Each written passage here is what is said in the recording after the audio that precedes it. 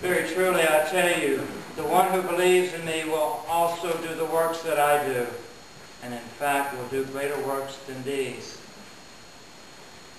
I am no film critic, nor do I even watch that many contemporary movies. But it appears a common practice of many modern movies is to have an opening scene that immediately catches our attention and draws us in, and then sometimes without acknowledging it, that has done so. The movie goes back in the story so that this opening scene makes sense. Perhaps this may be what the creators of our Sunday lectionary, used by the Episcopal Church and most other sacramental and liturgically based faith traditions, have done for us.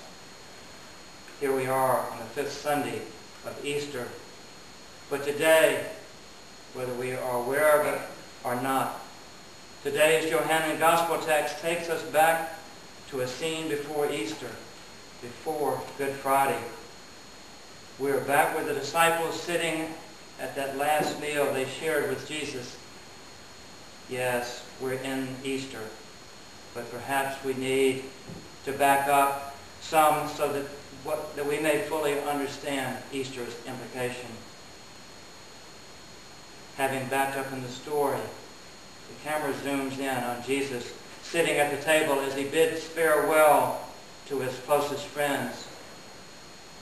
Dinner had not gone well for either Jesus or his disciples. Despite the triumphant entry into Jerusalem, all knew Jesus had crossed the line, challenging the power of temple authorities, unsettling fragile relations with Roman authorities. All knew he was a condemned man, and just being there in Jerusalem with him put each at risk. The dinner began poorly with Jesus, the one they had anticipated would establish the powerful new Israel and serve as its new king, picking up a basin to wash the disciples' feet. The most demeaning task, one generally performed by the lowest of slaves. To complicate things even more, he indicated one of his closest friends would betray him and another would deny he even knew him.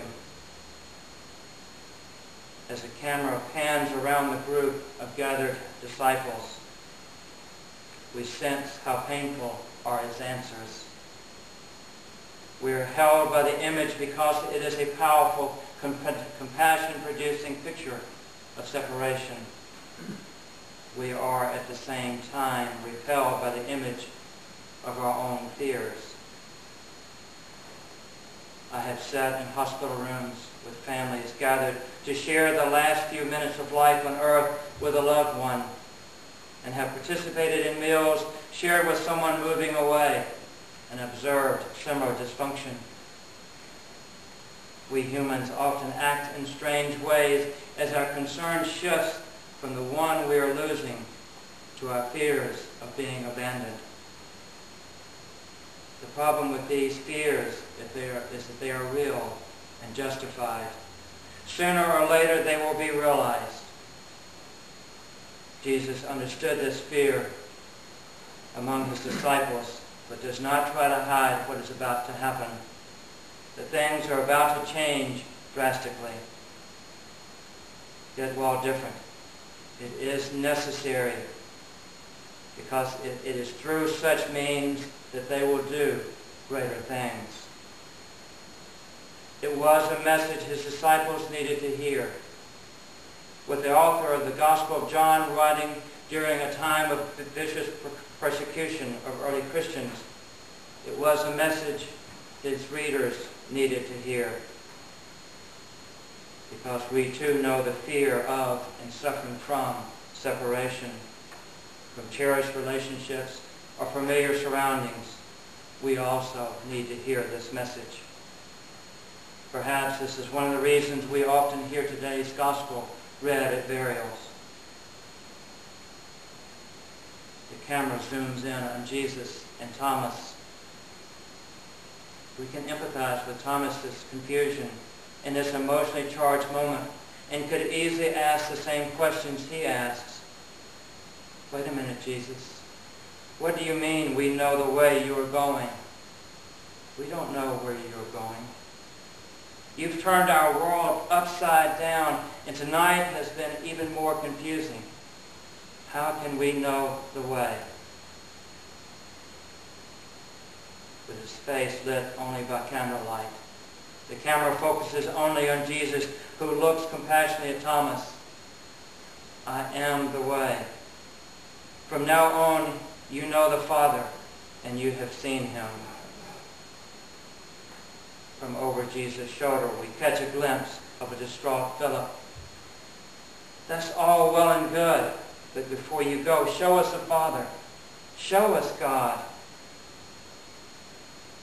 His voice and words sound just like mine. Or maybe to you, it sounds like yours. In those times of fear, I know what it is to cry out, Lord, I know what you have promised. I know that you are really there. But show me something more than I can see. Show me something that will strengthen my faith and keep me believing. With an expression I have seen in hospital rooms as the dying person tries to convey what his life has been about and his hopes and dreams for those left behind. Or at one of those farewell dinners, and the speaker senses the hearers may not understand, but knows there's no time left for extended explanations. Jesus looks not at, but into Philip.